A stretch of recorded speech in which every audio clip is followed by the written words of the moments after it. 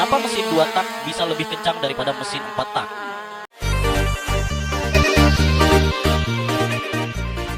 Secara prinsip, cara kerjanya mesin 2 tak hanya perlu dua langkah piston untuk menghasilkan tenaga, yaitu hisap sekaligus kompresi dan usaha sekaligus buang.